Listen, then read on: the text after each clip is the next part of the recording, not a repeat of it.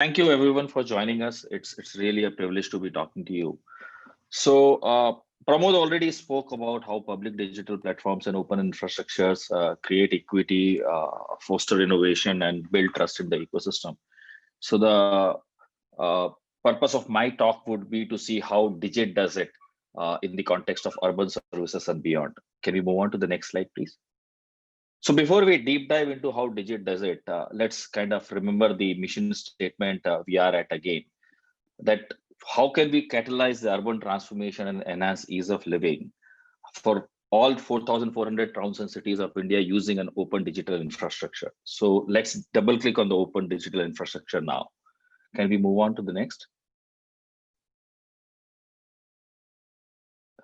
So while we are doing this, what are the key challenges and considerations? This is a diverse, dynamic, and a complex problem. So definitely there are multiple challenges and considerations, but these are the top three that we wanted to bring in, which from the open digital infrastructure perspective. That one is fits all that doesn't work.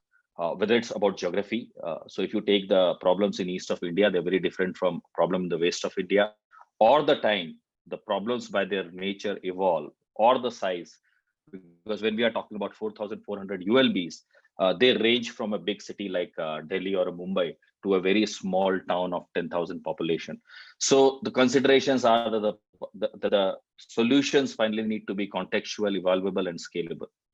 Next, in the urban governance space, as such, we need to take care of the federated governance structure, because unless you take care of that, the needed trust in the system does not come in.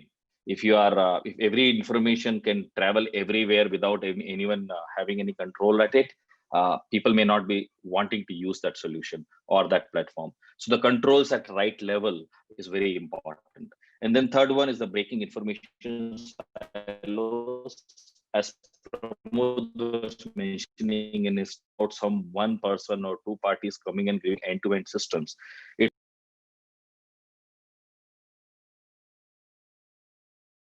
I think we lost Abhishek, right? Yes, yes, we lost Abhishek. Okay. Let's just wait for a Abhishek, few you are Progress seconds. on. otherwise. Can you Yeah, I'm unmute? here. Okay. There was some blip in the thing. Can we move on Okay. next, Soumya? Okay. Yeah. So how do you approach such challenges and address them? So at Ego, what we use is called stack approach. So the fundamental of it is we work against with some design principles, and those principles guide us into everything that we do about the open digital platform. So what you see in the bottom orange, we can call them primary principles. In the interest of time, I'll not go into each one of them, but the key ones are interoperability through open APIs, transparency and accountability to data, so that there is more trust into the information, privacy and security, so that people feel safe when they are transacting onto that solution or to that platform, minimalistic and inclusive, so that more and more innovation can happen. It's not about providing all solutions to some of them, but it's trying to provide many solutions to many of them. Federated architecture, so that the controls can be given at the right places, and of course unbundling, so that the critical problem pieces can be solved by different kind of problems can be solved by different kind of experts. All of these principles then bring together a set of standards, specifications, and certification, and we will talk about how Digit works against its own open API standards, and which kind of guide everything in the ecosystem, the people, process, and platform. But today we will be talking mostly about the platform layer of it. Can we move on to the next? So this is key. These are the key elements of the Digit platform. On the left, what you see is the core layers of Digit. So the first and foremost fundamental layer is Digit extends the or works itself existing layers of infrastructure already provided in the ecosystem, like India Stack, Prabhu talked about, of course, the physical digital infrastructure, telephony, internet, and more such stacks coming up in the ecosystem. Internally within Digit, the most fundamental layer is the data. The registries are those key single source of truth which generate the trust into the long living data, and the data handling infrastructure, things like reference master data management services, data specific specifications, security and privacy infrastructure, in future, the consent. From there, the second layer of the Digit is the core context independent services, the billings, the collections, the grievances, notifications, which basically serve many domains. And as we go further, I'll also try to show you the examples of how these two layers helped us even go beyond urban service context. And then the domain services themselves, which is property tax, water charges, or PGR, if you're looking at the urban services things. And at this point of time, all of these layers are basically open APIs. They are headless at this point of time, but they can be combined together to create many different solutions and innovative solutions. And how Digit addresses some of those key principles that we are talking about. So for example, interoperability, minimalism, Digit has open APIs, which are defined in Open API 3.0 specifications. Digit allows you to use multiple technologies of your choice to remundle these services and create more services on top of it. From a data privacy and security, by default, Digit has a user data vault so that the PII is protected and you can be sure about it. Digit also provides you facilities to do tenant level encryptions so that you can use that facility to have even a ULB level encryption keys if you need to be. By providing all of this as a set of microservices,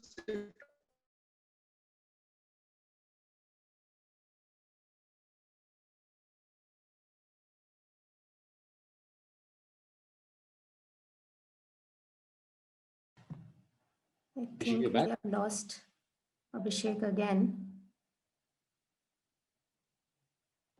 Abhishek?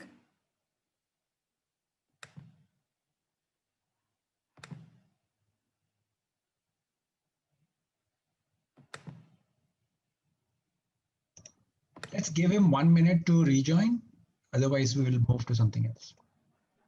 Yeah.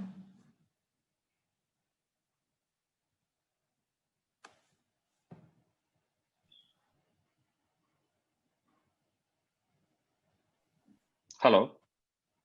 Yeah, Abhishek. Abhishek, maybe you can keep your video off if you're having some bandwidth issue. Yeah, it looks like I'm having troubles with the connectivity. Sorry.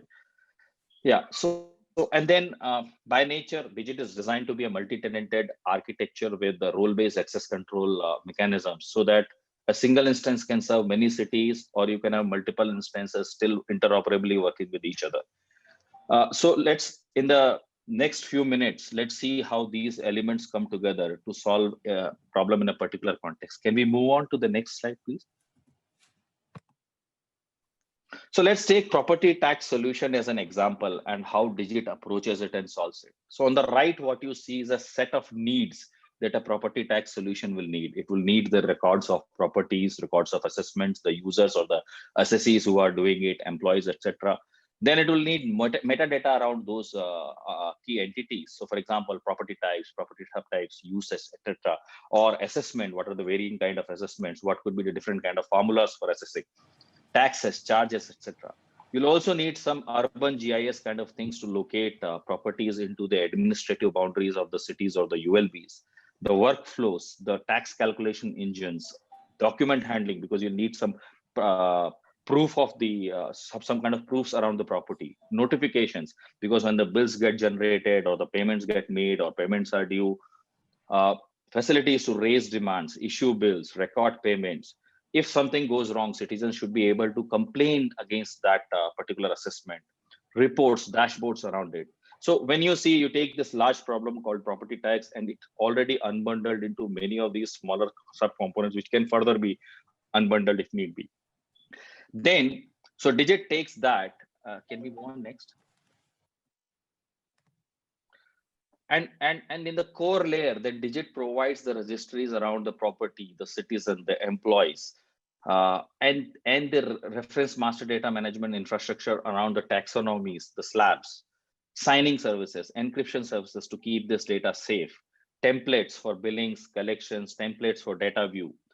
In the next layer, then it provides billing services, collection services, notification services, user management, authentication services. Now you will notice that this next layer is not contextual just to the property tax thing. Tomorrow, when we want to do the trade license things, many of these things are going to be reusable. Then in the final layer of the domain services, can we move on next? Digit provides the actual property tax related services, again unbundled into multiple services like assessment, tax calculation, property tax specific workflows. And all of this comes together to give you a set of Lego blocks which can be arranged to provide it either through mobile app or through web. And as we were, as Hiren informed that recently we have been starting to provide us all of this through WhatsApp also. Can we move on next, please? So this same thing, the way it was done for property, a lot of our partners are also doing it in multiple other contexts within urban service deliveries. So at this point of time, there are 40 plus solutions which are built by the ecosystem players on Digit in diverse use cases. There are citizen facing use cases, government facing use cases, there are functional use cases, there are reporting use cases, analytical use cases. And the solutions are like rented properties, e-challan, estate branch, a lot more. And all of this being done by at least 10 plus deeply invested partners who are working shoulder to shoulder with us. And to enable those partners, we have had almost 200 plus training sessions so far. Now, can we move on next? So Pramod talked about the power of these open digital infrastructures, and if you do it right, how does it manifest? ePass is a very good example of this. Hiren already gave you an idea about how it played out from the functional context, but if you look at it from the architectural constructs, basically it required a little more, 3 or 4 more domain services around it. The registration of the organizations, issuance of the pass, verification of the pass, revocation of the pass. Based on that, not only there were multiple solutions. For example, in MP, it was an individual ePass solution. From a Department of Consumer Affairs perspective, there was a national ePass solution where we could onboard 8 states in just 4 weeks and provide all of this as a SaaS offering to all of these states. And as Hiren pointed out, almost 1 million plus passes issued on top of it. And very quickly, we could do things like real-time COVID status check of the pass holder so that the risk of infection can be reduced even if the pass is already issued, sort of things. So that's the power of kind of doing it in this layered and unbundled way and creating as an infrastructure. Can we move on next? So with that, I think there is this, we would love to work with you and we'll love to see how you can take Digit into multiple urban and non-urban contexts and leverage its power as an infrastructure. And again, like we showed you those layers, we provide our partners multiple layers of support to enable them in their own context. So at the most basic level, we have the knowledge assets created, things like API documentations, configuration guides, playbooks, training videos, which are available at docs.digit.org. And in the next slide, I'll also show you the section of the slide so that you can visually relate to it. At a little more involved level, we have advisory services where we help our partners with the technology advisory in terms of platform thinking, architectural, solving complex problems, program design advisory, as well as best practices and lessons learned from our own implementations in the past. And finally, at a more involved level, which is more contextual solutions level, we work with our partners in the new context to actually make Digit live and take it live to the new context in new places. Can we move on next, Soumya? So this is our website, digit.org, which has all of our knowledge assets. As you can see on the left, there are many categories of assets available for everyone to leverage and begin their journey on Digit. And beyond this, also, if you need any support from us, kindly feel free to contact us at contact@egovernments.org for further support. So with that, thank you for your time on this. It's really a privilege to be talking to all of you. Abhishek, we have a bunch of questions that have come in. Maybe we'll take a few right now and then get back to the others in case we don't have enough time. So the first question is, under what license is Digit available to private players? When we work with any of the government related projects, can we leverage these open APIs without cost? So yes, Digit is available as a MIT open source license. So it is like you can use it in the way you want. If you like, please give us attributions. Otherwise, yeah, I mean, it's available for open use and free of cost. Of course, it's available from Git. Soumya, you're on mute. Yeah. So the next question is, do we need to review our architecture or implementation with eager foundation? And does the data satisfy the data privacy law as well? So do you need to review our architecture? Not necessarily, but if you think we can help, please reach out to us. If you are using Digit as a black box APIs and just deploying it, so the solution architecture can be your own. However, it's always good to have the modern API-driven microservices-driven kind of architecture. As about data security, I think but whether you use those seat belts and airbags is still depends on the driver.